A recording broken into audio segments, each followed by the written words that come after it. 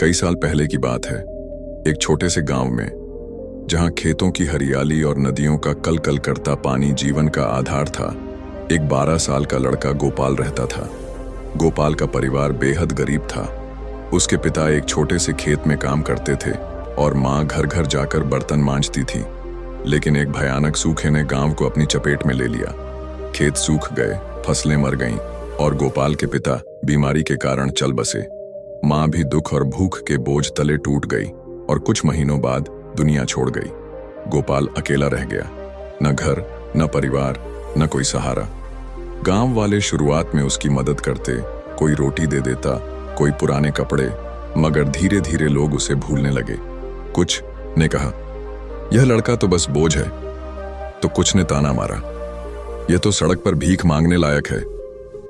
गोपाल को ये बातें चुभती थीं, मगर उसका छोटा सा दिल यह मानने को तैयार नहीं था कि उसकी जिंदगी बस इतनी ही है। एक दिन उसने फैसला किया कि वह गांव छोड़कर पास के शहर जाएगा। उसे विश्वास था कि वहां उसे कोई रास्ता मिलेगा। शहर पहुंचने पर उसे हकीकत का सामना करना पड़ा। सड़कों पर भीड़ थी, लोग भाग रहे थे और किसी को गोपाल की भूख और लाचारी दिखाई नहीं देती थी।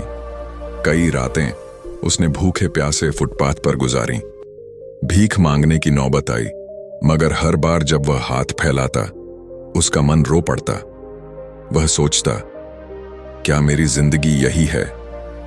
एक ठंडी सुबह जब गोपाल एक मंदिर के बाहर बैठा था, एक बुजुर्ग महिला ने उसे देखा। वह साधारण साड़ी में थी, मगर उसकी आंखों में दया और समझ थी।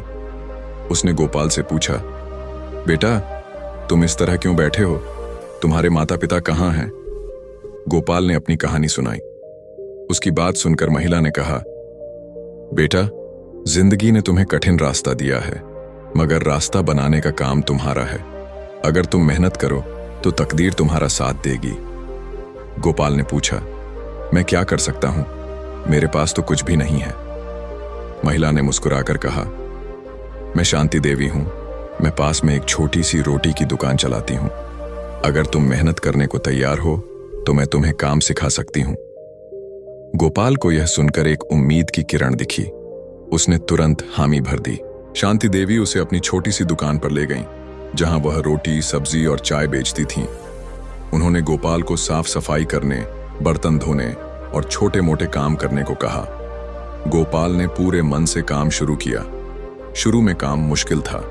उसके हाथों में छाले पड़ गए और कई बार वह थक कर चूर हो जाता। मगर जब दिन के अंत में शांति देवी ने उसे 50 रुपए और एक गर्म रोटी दी, तो गोपाल की आंखों में चमक आ गई। यह उसकी पहली मेहनत की कमाई थी।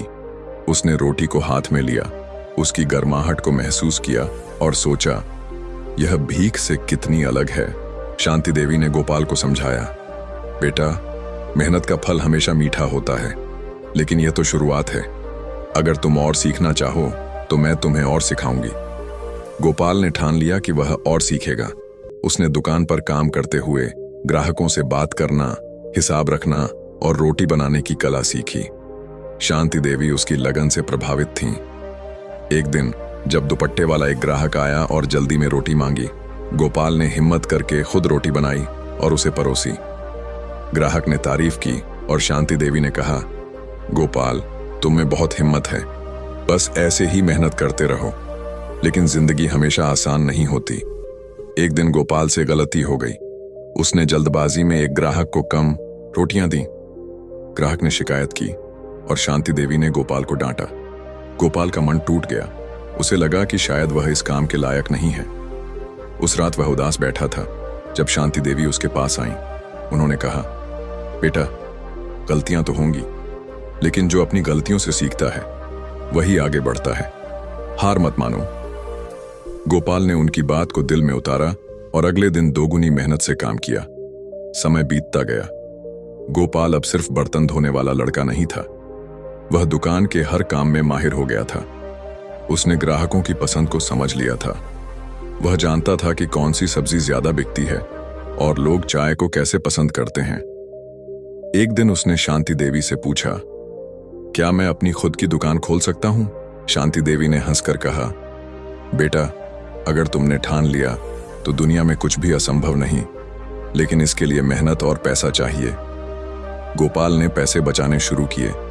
वह दिन में दुकान पर काम करता और रात में पास के बाजार में फल बेचने जाता। कई बार वह भूखा रहता, मगर अपने सपने को नहीं छोड़ता। उसने हर सिक्का संभाला। कई सालों की मेहनत के बाद गोपाल के पास इतने पैसे इकट्ठे हो गए कि वह एक छोटा सा ठेला खरीद सका। उसने एक छोटी सी डोसा की दुकान शुरू की। पहले दिन जब उसने अपनी पहली डोसा बेची, उसकी आंखों में आंसू थे। यह डोसा उसकी मेहनत, संघर्ष और उसके सपनों का प्रतीक थी।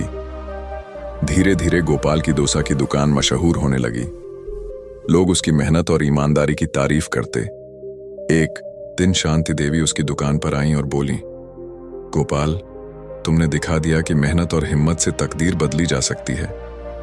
गोपाल ने उनके पैर छूकर कहा, आपने मुझे रास्ता दिखाया, वरना मैं आज भी सड़क पर भीख मांग रहा होता। समय के साथ गोपाल की छोटी सी दुकान एक छोटे से ढाबे में बदल गई। उसने कुछ और गरीब बच्चों को काम देना शुरू किया और उन्हें सिखाया कि मेहनत से जिंदगी बदली जा सकती है। एक दिन जब वह अपने ढाबे के बाहर बैठा था, उसने उस मंदिर को देखा जहां वह कभी भूखा बैठा करता था। उसकी आंखों में आंसू थे, मगर ये खुशी और संतोष के आंसू थे। गोपाल की कहानी हमें सिखाती है कि जिंदगी चाहे कितनी भी मुश्किल क्यों ना हो, मेहनत, धैर्य और आत्मविश्वास से हर सपना पूरा किया जा सकता है। तकदीर वही बदलता है जो अपने सपनों के लिए हार नहीं मानता। अगर गोपाल की तरह हम भी अपने रास्ते पर चलते रहें तो सफलता जरूर मिलेगी। धन्यवाद।